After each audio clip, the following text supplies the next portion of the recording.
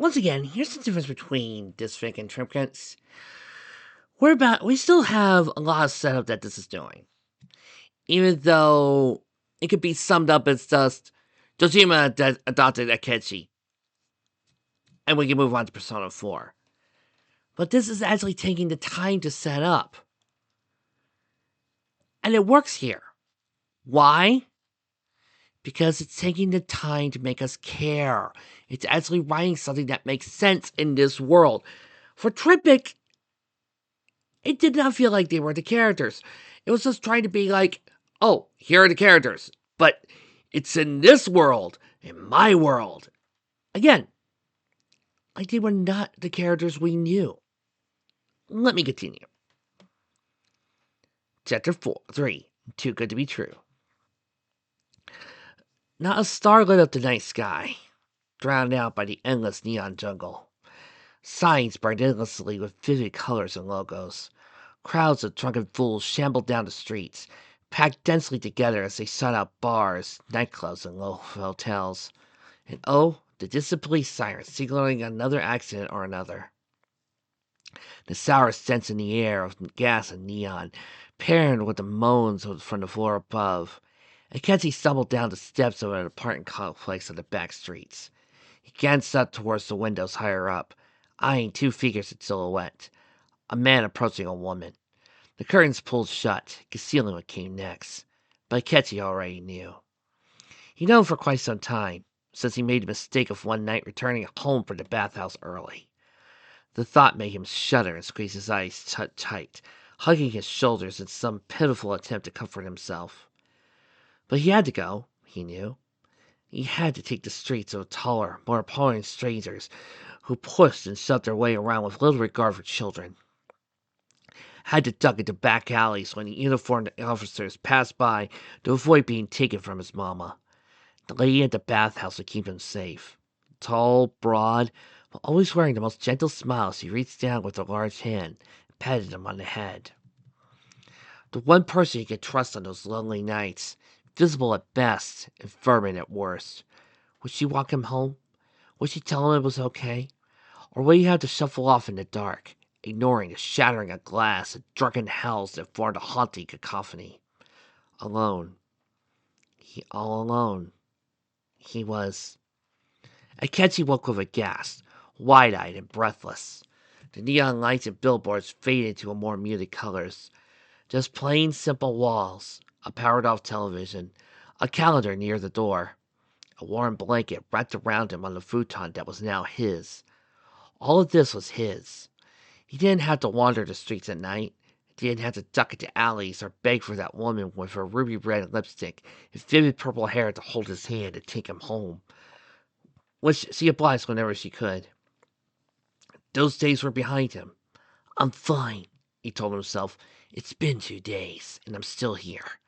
This isn't a dream. He pulled the blanket away, rising to his feet and stretching. Once glanced at his reflection on the TV screen made him pout. And of course, I look terrible. He must have tossed and turned a bit, as his hair looked even more frazzled than it had the previous morning. Well, that was a matter to address once he headed downstairs. Downstairs, where he'd find a sweet little girl watching the television while her father sipped his coffee and read the morning paper. And he, somehow, miraculously, and against all logic, was welcome here. Well, best once again try to smooth the worst of his hair down. The rest could wait until after he showered up and ate. Upon reaching the bottom of the stairs, Dojima once again greeted him from his seat at the kitchen table. Hey. Nanako, meanwhile, sat over by the TV, currently entranced by a chibi penguin cartoon. Good morning. Akechi bowed, which made Dojima snort. What was that, a music tone? Relax, kid. You don't have to try so hard. Force of habit, I'm afraid. It seemed like a plate of egg and toast had already been set aside for him, with the strawberry jam from yesterday at the ready. Nanako peeked over her shoulder and said, That was sweet, actually. He flashed her a small smile. I could see that. Thank you, Nanako-chan. The toast was still lukewarm, at least. Had he slept longer than expected?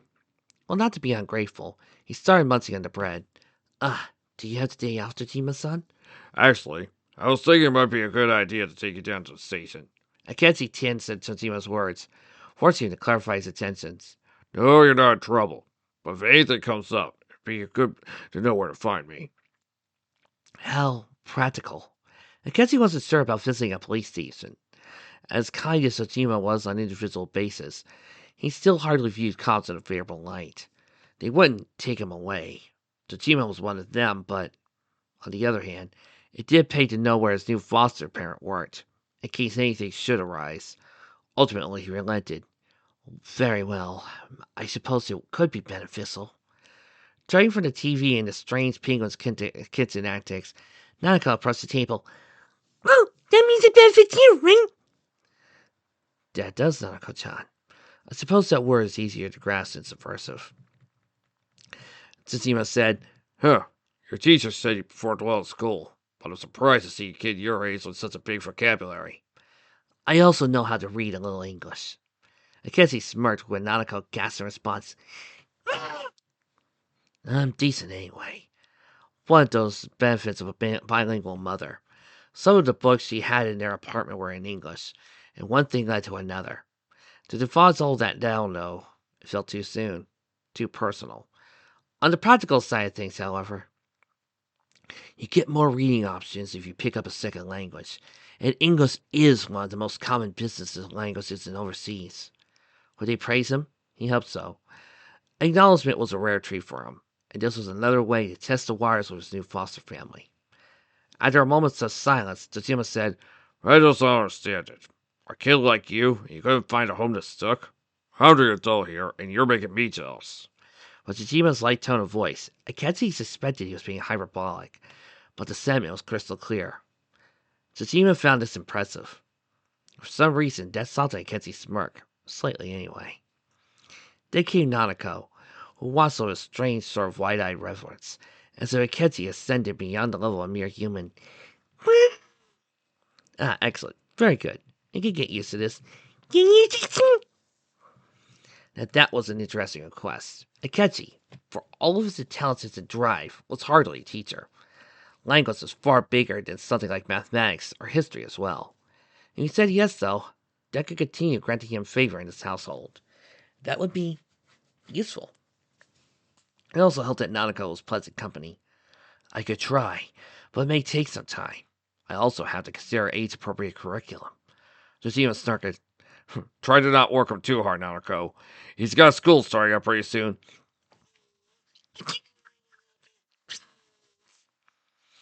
I'll try to keep it simple. Akechi said, but your father is right, Nanako-chan.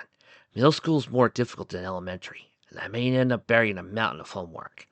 He announced it with a menacing edge that made her laugh. Why? He wasn't sure. A little charisma never hurt, though. It made him more charming, which would prove himself in maintaining a positive relation with the family. I'm probably going to have more homework too, Neil. Nanako frowned for all of 2 seconds before she brightened again. But we can do our homework together. Wanting his tutelage in English and to work on assignments together, this girl really did need more stimulation besides TV and chores, at least where home was concerned. She obviously had friends, and that one brief encounter yesterday was any indication. How lucky. Keeping such bitter thoughts to himself, he simply nodded. I suppose it would break the tedium of it all. It was a pleasant breakfast, all things considered. The second in a row, just as an ordinary member of the household. Sitting at the same table as them, conversing with them, just existing alongside them as if there was anything strange or off-putting about a bitter bastard of a child living under their roof. How could 2 days impact him so much compared to a lifetime of struggle and strife?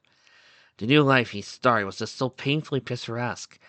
Painful because a part of him yearned to just accept it at face value, while the wiser part of him sought to step back and give himself a bit of distance to avoid being fully entranced. He showered off soon after and changed into his day clothes.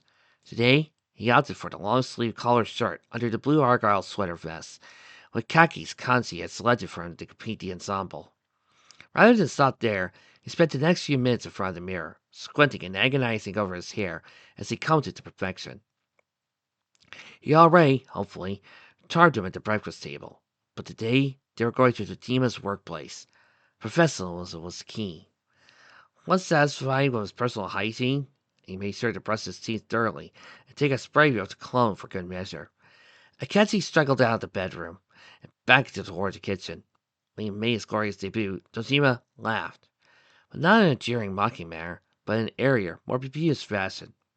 If I didn't know better, I think you were the one to work today.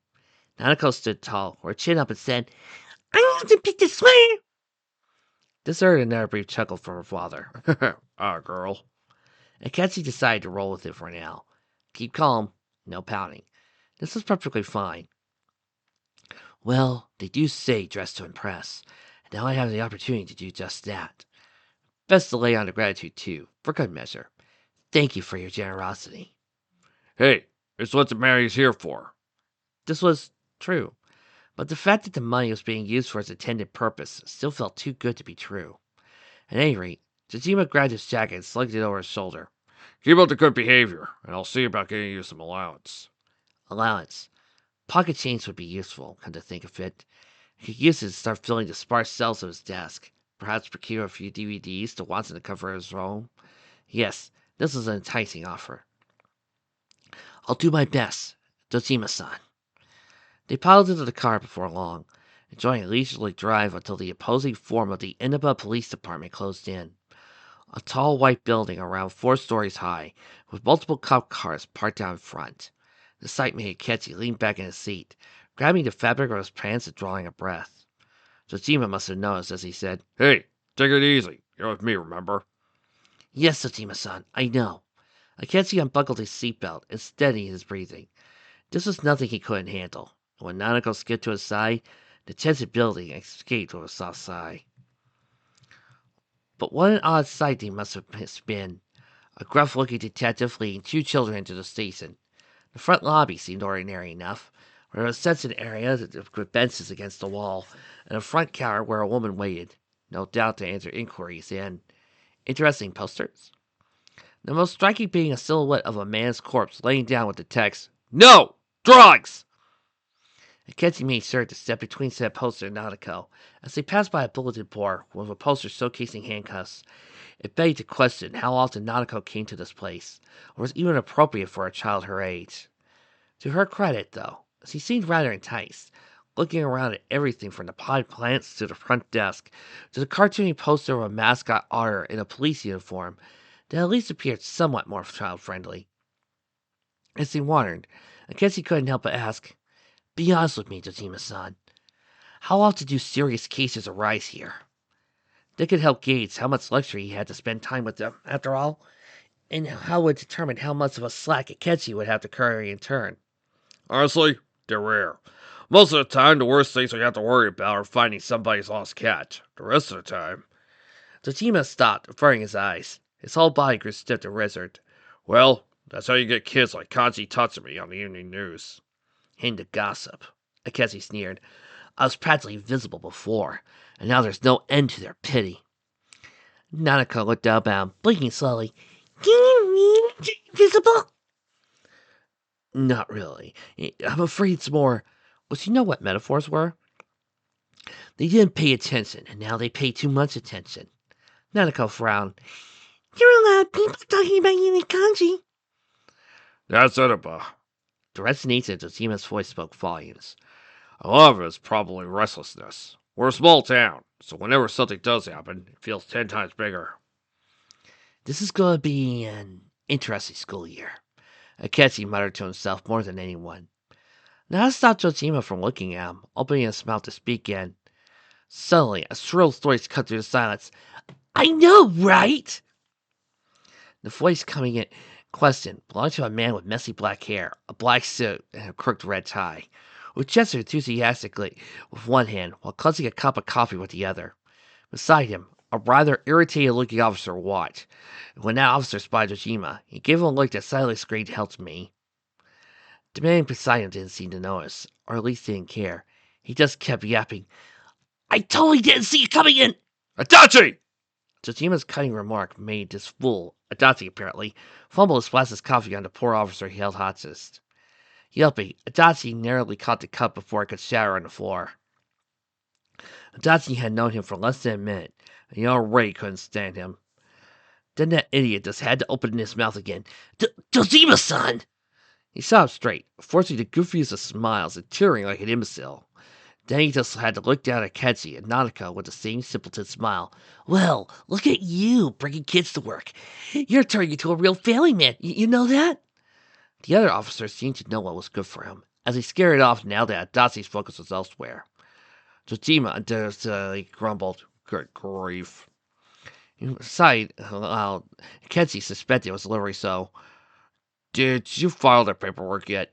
"Oh, right! Must have slipped my mind." Adachi continued tittering, rubbing the back of his head. How was this man even permitted to be here? Ketchy, perhaps too brazenly, gazed up and said, "So, is he your secretary? Or is the bar for entry really so low that idiots like him can join the force?" Rather than scold him, Jojima actually snickered. "He'd be a pretty lousy secretary." Then Adachi gave him a look that kicked like he kicked a puppy. "Oh, come on! Don't embarrass me in front of the kids!" He straightened his tie and adjusted the lapels of his suit. "I'm a serious detective, for your information." Jojima gave him a black look. Now you should start out to like it, or you'll be stuck eating cabbage for the rest of your life. The way Adachi recoiled when he mentioned cabbage must have been a story behind that. And even without contest, Akechi laughed all the same. Then gave Adachi his most innocent fake smile. "Oh, I'm sorry. That wasn't a joke, was it?" No scolding followed, just a wry smile for Jojima. No? I'll take the laughter as a good sign. While Adachi wilted and hung his head, Nanako sauntered up to him and patted him on the back. "It's okay. Cabbage is good for you." Adachi whimpered his response. "Damn, Toshima-san, these kids are ruthless." He eyed Akechi, pouting. "Those foster care checks better be worth all the trouble." Akechi's eyes twitched. He inhaled through his nose, holding it breath for several seconds before he finally released it. Then Jojima stepped in and said, I'm not doing this to line my pockets. Akechi relaxed at the confirmation, even if it was hardly new. If you ever have children, you'll understand. Eyes buggy, Adachi shuffled back. "Whoa there! I think I'm good on that front." He paused. "No offense. You seem like good kids." "And you seem like terrible father material," Akechi said with a sugary sweet tone and an equally saccharine smile. Nanako tugged at his sleeve. "You're listening." "But am I wrong?" "No, you got me." Adachi rubbed the back of the neck again, shaking his head. "I'm more of a cool bachelor kind of guy." Adachi, cool. What a laughable moron. His very presence drained any coolness from the hall. Tajima rolled his eyes. Well, Mr. Bachelor, how about you set a good example and get back to work? Right, right. Adachi's upper body sagged even further. "Hey, actually, mind going over one of the case files while you're here?" Tajima looked at Akatsuki and Nanako. Akatsuki shrugged and said, "We'll find some way to occupy ourselves." And occupy themselves they almost certainly did. It all started with a trip to the Semigawa floodplain, where Nanako insisted on a game of hide and seek. Akechi, perhaps a bit bold, shimmying up one of the trees that took refuge in the foliage. It was, frankly, a bit childish to play a game like this, but the way she lit up when she finally caught him in the treetop, it played dramatically in turn. It was sweet. It suddenly told him she didn't get many opportunities to play like this. What surprised him, however, was Nanako's own aptitude for hiding. He ran around the floodplain for far longer than he cared to admit, until giggling one of the bushes lured him to her presence. He crouched down and parted the branches and looked at her in the eyes. "There's no escape." He flashed her a menacing grin that only amplified her laughter. Was this normal? Suffering from diabetic shock from this scene? Yes. Children simply having the luxury to engage in frivolous activities? The thought was just so strange. Before leaving the station, Dojima handed Akechi some money as thanks for keeping Nanako busy. So naturally, their next destination was the local bookstore. The odd part was the way a teenage girl he had never seen before stared at him on the way inside.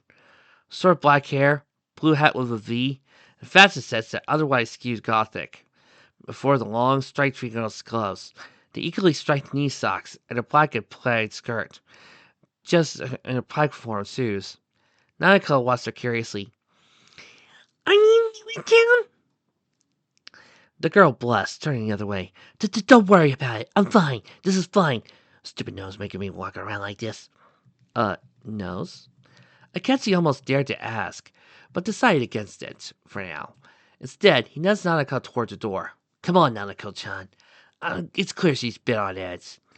I'm not on edge! The girl barked. The edge is at the end of this site's walk! Was she perhaps not a native speaker? Or perhaps a bit dense? He filed this away now as one of the town's strange oddities, and maybe acquire it another time. So their paths cross again. Once inside, Nanako marched straight up to the children's section, filing through serious loud life books. Akechi, in the meantime, found himself drawn to the English imports, specifically a copy of The Merry Adventures of Robin Hood. Through cultural osmosis, he wasn't aware of the character, but this seemed like a classic collection, a perfect time to brush up on his English some more. So of course he picked it, alongside Witch Detective for the serious oddity of it all. Perhaps Nanako would appreciate it as well as the group activity. It really was just another way to gain favor. That was all. Yet, by the time he got home for the evening that day, he found himself sitting on the couch with her flipping through pages. It was certainly not what Cassie expected.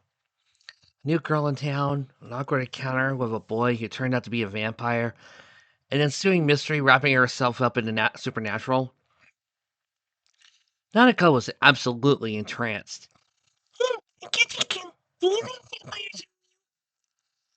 It could spoil our fun, but instead, if they are, we better suck up on our garlic. At least it made her laugh. It occurred to him that he was happy about that. Was he already getting attached? The next day, he found himself leading her down the streets of the shopping district and through the towering red archway that led to the Tatsuhime Shrine. A weathered stone path guided them towards the traditional Yasuhiro style building with a sloped roof and box up front to deliver the offerings.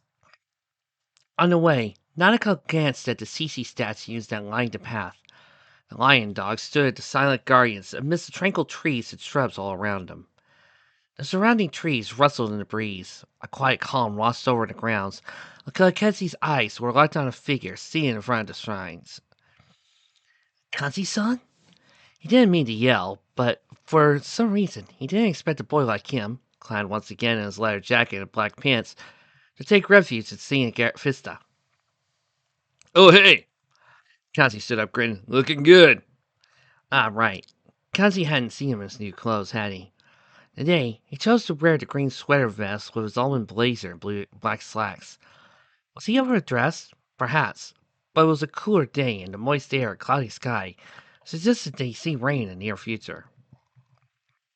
Still, politeness was key. Ketchy bowed and said, Thank you, Kanji-san, but I still owe it to your keen sense of style. Kanji shook it off as one of the CC statues, rubbing his neck rather sheepishly. Oh, it's nothing. Not like I'm super into fashion stuff. It's a community eye, Naka said. Kanji's eyes widened, and he gulped. You really think so?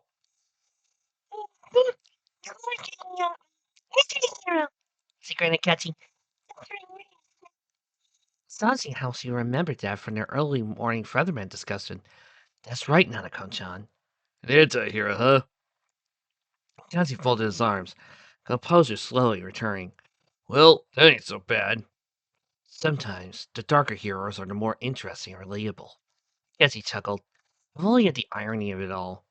The older he got, the more he resonated with heroes that had a bit more teeth to them. I say someone who takes justice to their own hands certainly fits the bill. This was certainly an interesting enough topic. Perhaps there were more relevant things to discuss. By the way, what brings you here, Kanji-san? Was it community service? Upon closer inspection, the shrine grounds did seem a bit shabby, for lack of a better word.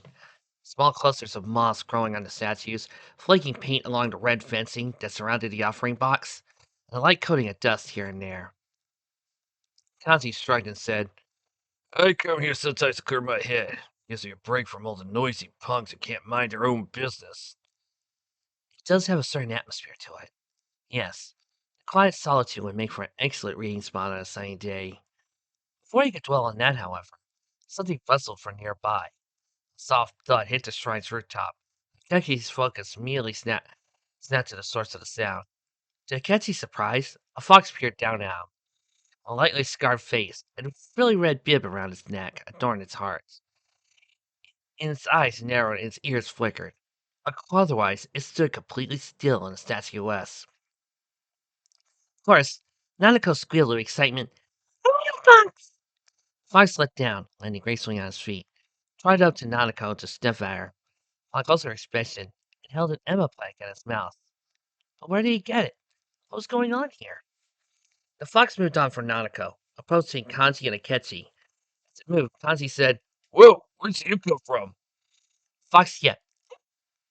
Then sauntered up to Akechi and placed the Emma in his hand. Held on. The others watched him as he read it aloud. "Please help my Ma's Joyce feel better. Her hand's been cramping up like crazy." The handwriting was crude, the manner of writing familiar. Kanzi gasped. Yo, that's my. The fox yipped again. "Oh!" What, have you guys ever heard of fox yip? It's adorable. Then got on his hind legs to headbutt Akechi's hand. Oddly intelligent, but no matter. At the fox prompting, he turned the Emma around to find some curious leaves and herbs attached to its back. Interesting. They didn't resemble any toxic flora he read about, at least. But was it really safe to give a woman random herbs? Especially since one was Kanzi's mother. Kanzi tapped his chin, brow furrowed. Might be for making tea. Fox bowed his head as if to say yes. This begged a rather pertinent question in Ketsy's eyes, if only to assure he wasn't anthropomorphizing too much. Can you understand us? It then bowed its head again. Once again, Ketsy could chalk it up to coincidence, but twice. "Oh, here's my fox, aren't you?" Nanako walked up and patted its head. "Nanako-chan." The fox didn't bite or hiss. Instead, nuzzled her, and Akechi relaxed. "Everybody, on three. 1, 2, 3. Oh!" So this was a tame fox then. Granted, I had given the impression before. Confirmation never hurt when he was in charge of her safety and care. "Come on." Nanako tugged at Akechi's sleeve. "Let's go home, Mr. Fox." Was it fair to assume the fox was male? Well, Nanako was just a child, and Fox didn't seem to protest. With a gentle sigh, Akechi relented. "All right, Nanako-chan. I'm sure it made Kanji-san happy as well." Yeah. Still one heck of a coincidence, though. Fortunately, the textile shop wasn't a long walk from the shrine. But on the way, Akechi couldn't help but ask, "Is it arthritis?" Kanji frowned, slipping as he strode. No, no. Might be from all the dye fabric work. That kind of stuff could be murder on your hands if you ain't careful. He stopped, taking a moment to rotate his wrists and stretch his fingers. Happens to me sometimes, but I'm younger, so I power through it more easily. Akechi stroked his chin, nodding. Knitting is a meticulous skill. His words must have sparked something in Nanako, because within seconds he moved closer to Kanji and said, "Twice like you." Kanji scared to a minute halt, gawking at the little girl who dared to take an interest in his hobby. I mean, do you really wanna? It's a lot of work, you know. Takes real patience. Oh, there it was. Nanako's wide, cheery smile, back in full force. "I wish this meeting were good." Kanji was getting attached, wasn't he? That was the only explanation for the way his heart. It wasn't a twinge. It was more of a warm, almost fluttery feeling of endearment that felt fair and foreign, all things considered. Unaware of Akechi's cognitive dissonance, perhaps too baffled by Nanako's genuine interest, Kanji stammered out. Yeah, it does, doesn't it? They reached the textile shop, and once they arrived, Kanji made a beeline inside. Hey, Ma! You ain't gonna believe what's happened. Seeing how Akechi carried the herbs that may or may not have held the key to her recovery, he followed closely, with Nanako scurrying behind the two boys. His mother knelt on the raised platform, cutting some beautiful red, patterned fabric. It was the same color and pattern as the scarf neatly displayed on the table to the left. A commission, perhaps? Either way, Miss Tatsumi looked up from her hot handiwork with a smile. "Oh, Kanji, I see you brought your friends again." Yeah, but that ain't the important part. Turned to Akechi, motioning for him to approach. Naturally, Akechi obliged, passing the Emma into Kazi's hand. After accepting the Emma, Kazi moved forward and said, You ever see a weird fox hanging around the shrine? "Perhaps every now and then it does seem rather friendly." And hell, smart. Somehow that little furball picked up on my request and gave us some weird herbs. He turned the Emma over and unveiling the fox's wares. Right away, his mother's eyes opened wide. "Oh my, I recognize those. I believe those herbs were traditionally used to relieve joint pain." She paused, chuckling. "Kanji, have you been worried about me?" Yeah, a little. You just do so much work. And I know it ain't easy on your hands. With a warm, fluttering laugh, his mother set the fabric and scissors aside and set them next to a small sewing tin on the floor. Then, upon accepting the Emma, she rose to her feet. "Well, thank you for thinking about me.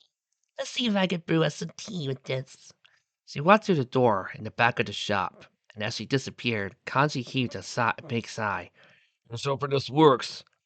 As he folded his arms, watching the vacant doorway. "If it's an herbal remedy, then I'll doubt it hurt her." His eyes wandered over to the scarf on the table, then back into the work on the progress cut. All the same, it's quite a coincidence that the fox would hand me that particular Emma, almost as if it was fate. Kenzie didn't like to put stock in predestination. He already had so little agency in his life that chalking everything up to some higher power never sat well with him. He had to work 2 months too hard to scrape by underneath to worse circumstances. It was certainly difficult to treat today's events as mere coincidence. "The fox is magic," Annika said. At this point, I guess he couldn't even fully dispute that. Normal foxes weren't capable of understanding human speech after all.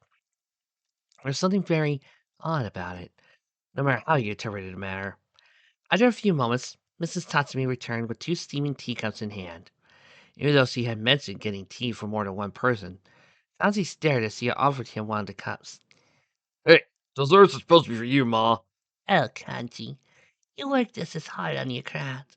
You don't take care of your hands. You'll end up with achy joints when you get to be my age."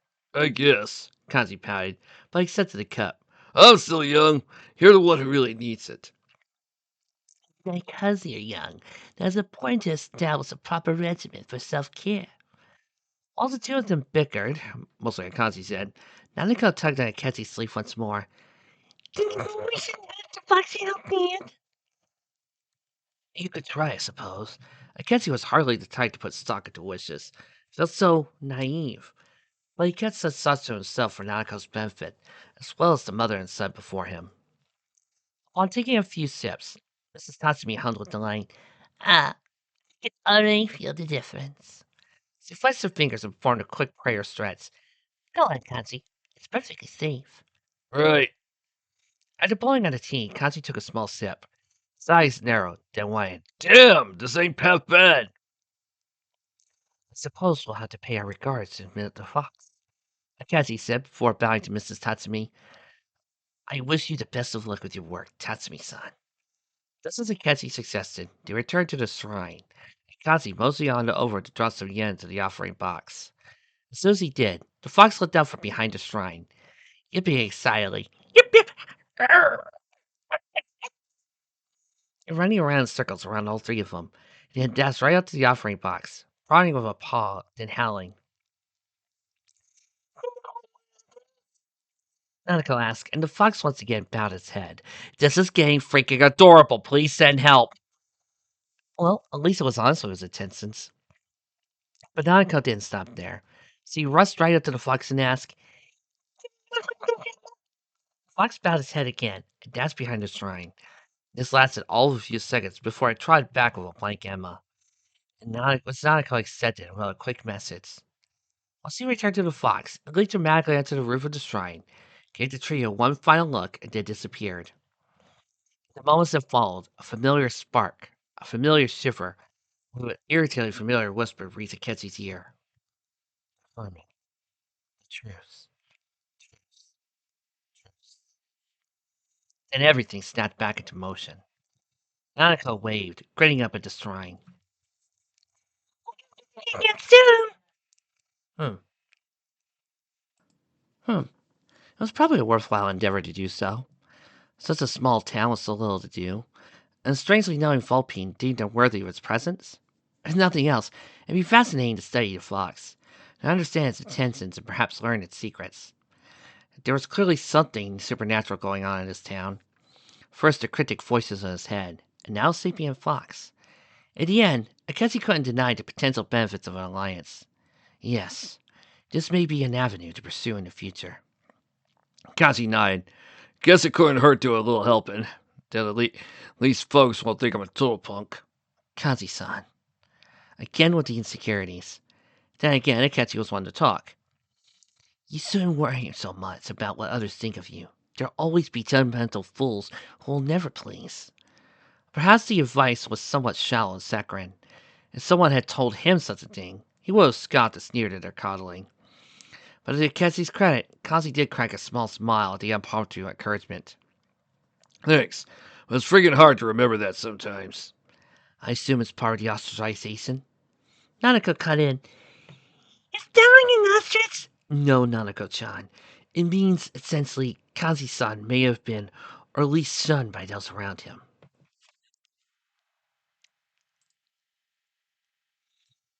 But fine.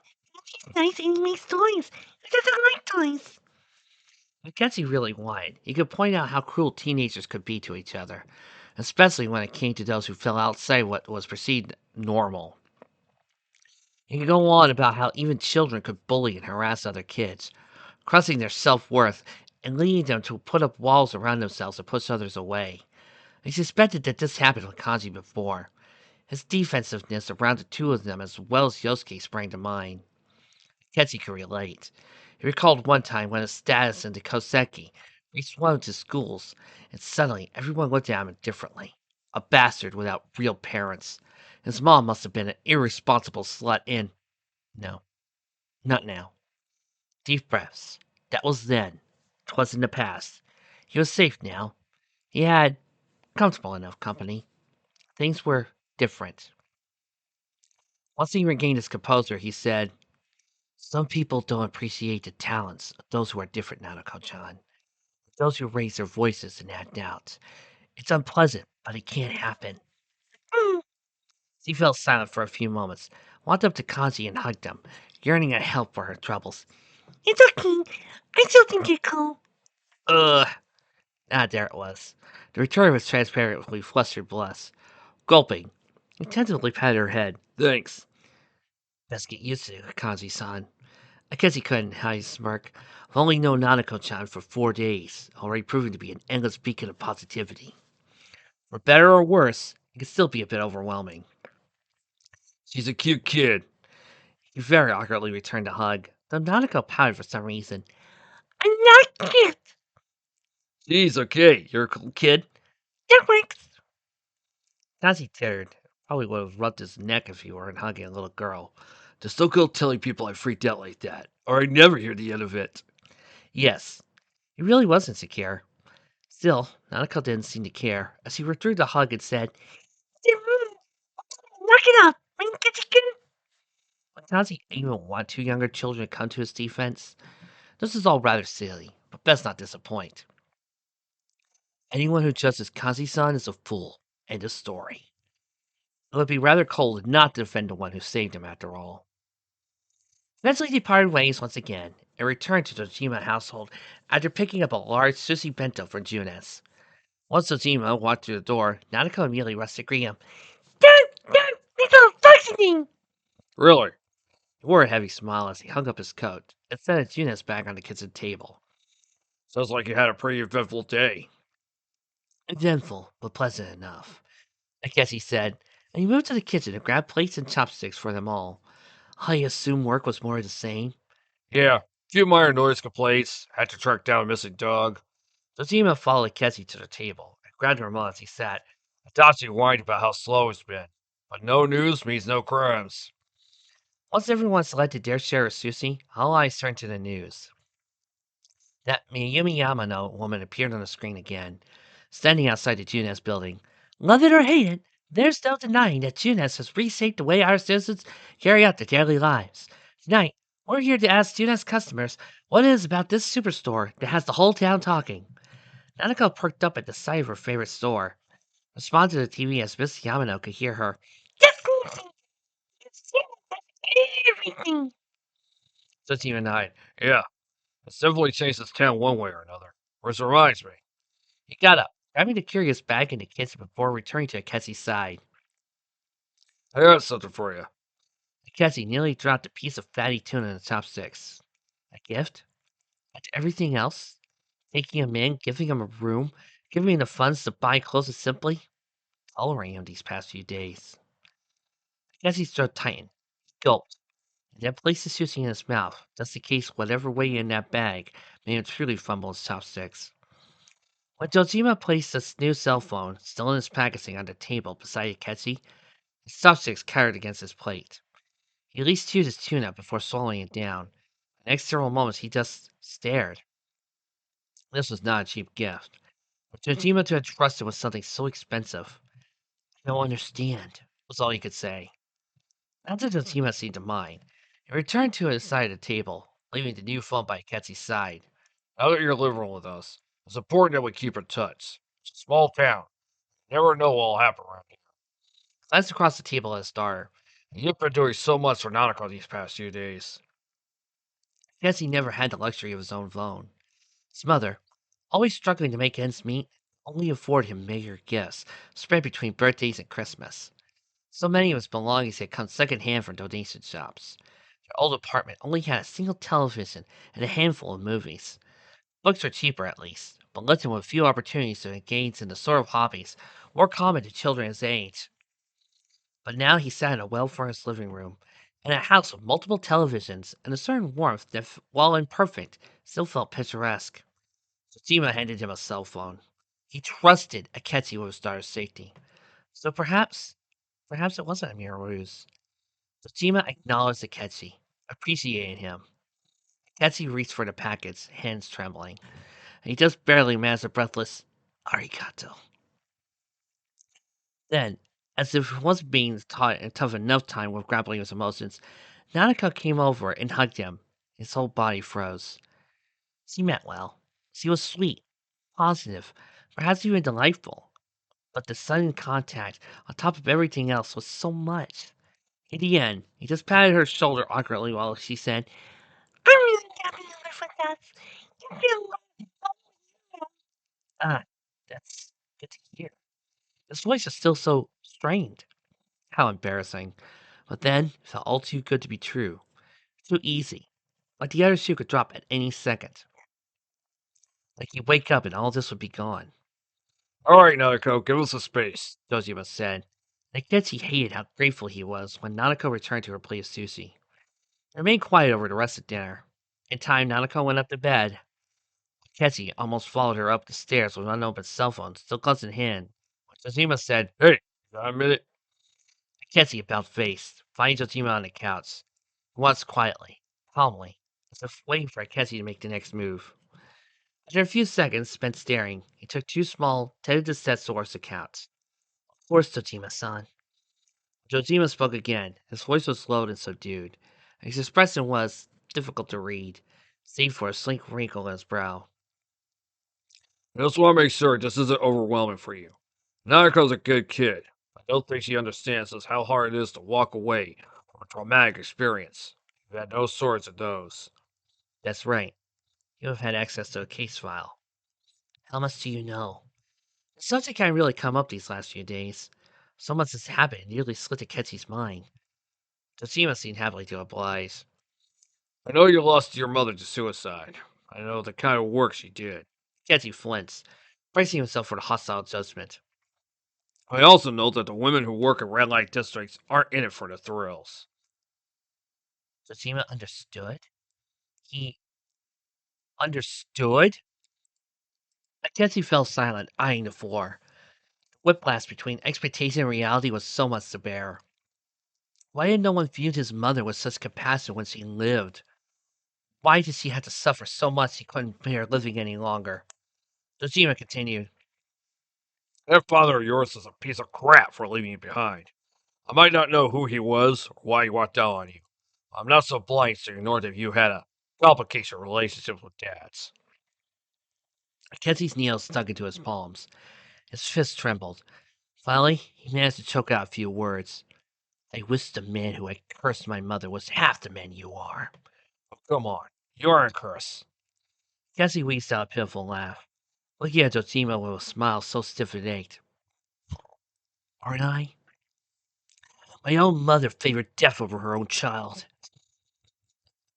More laughter followed, twisted and hollow and shrill and wrong. It should have been him, but it wasn't. That man, that monster still lived. For all Akechi knew, he tainted others just like his mother. How many other children lived with such miserable lives? How many were forever stained by being illegitimately born? Jojima patted the couch cushion beside him. Hey, come here. Akechi hesitated. Or not. Maybe it's too soon. That was so stupid. Why couldn't he budge? Why couldn't he just accept the space beside Jojima? Why couldn't he just hug him, accept whatever comforts he undoubtedly was to offer? Affection, patience, acknowledgement, and understanding. Everything he ever lacked from every damnable father figure in his life until now. Wouldn't it be so nice? So nice to accept to have a simple life. So nice to accept he could have a real family, but he remembered seeing her silhouette swaying on the wall. He remembered her. So cold, so still, her eyes, glassy and lifeless. How could he ever be anything but a burden? I guess he couldn't budge, but he managed to growl out a response. Ayoshi Shido. That is the man who ruined everything for her. The name uttered with subdued fury by his late mother. When the questions of where his papa went became too much, Manicachi knew, even from a young age, was a devil in human flesh. Tajima was a detective. Could he do something about Shido? Or was it too all in order for a child to ask of a man only known him for about a week? Tajima rubbed the stubble on his chin. Zero. Got it. He fell silent for several seconds, deflated with a sigh. I can't turn back the clock. Trust me, if I could, I'd do it in a heartbeat. But just so we're clear, that man isn't your dad. Damn bastard's a sperm donor at best. Sure ain't hell your parent. I almost wanted to say he ain't your dad, but he ain't your daddy. I guess he turned away. He had to, squeezing his eyes shut to suppress all the tears, all while clutching his unopened cell phone close to his chest. No one has ever. Damn it! His voice trembled with each syllable. He could feel slivers of moisture trickling down his cheeks. How pathetic. If Dojima fought the same, to his credit, he couldn't voice it. Instead, he said, It's the first time for everything, kid. Look at Tatsumi. We all thought he was a hopeless delinquent who'd get nowhere in life. And he still had the courage to reach out to us and save you. he did save me. You as well, Dojima-san. You've given me more kindness these past few days than I've experienced in my entire life. Fuck. No. No crying. It's better than that. But it feels so unreal. This shouldn't be real. It can't be this simple. It could be, if you let it, Tajima said. This is a fresh start for you, and I want you to feel safe here. Nancy pried his eyes open, staring down at the cell phone in its packaging, still waiting to be set free. I do.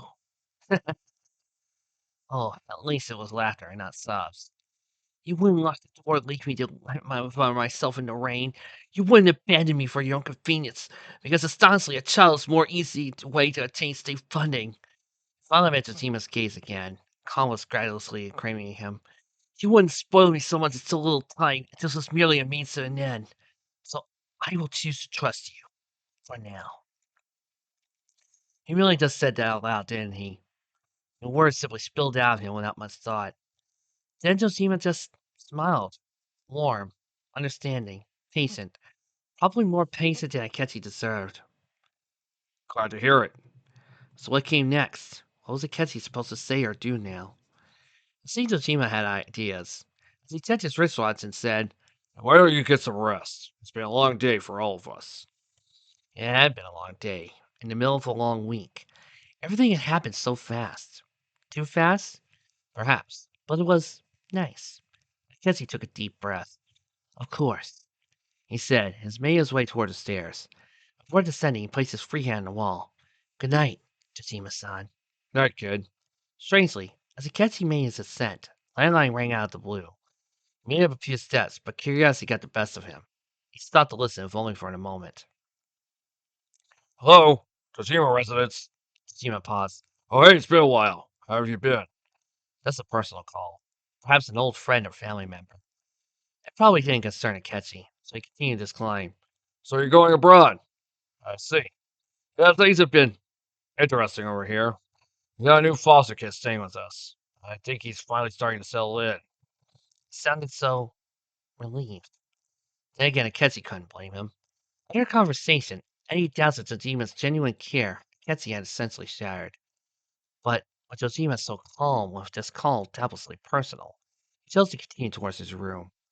All his complaints about the townspeople eavesdropping only failed to give Dojima some privacy. How funny then, as he let the man to his devices, that irritatingly mysterious whisper had returned.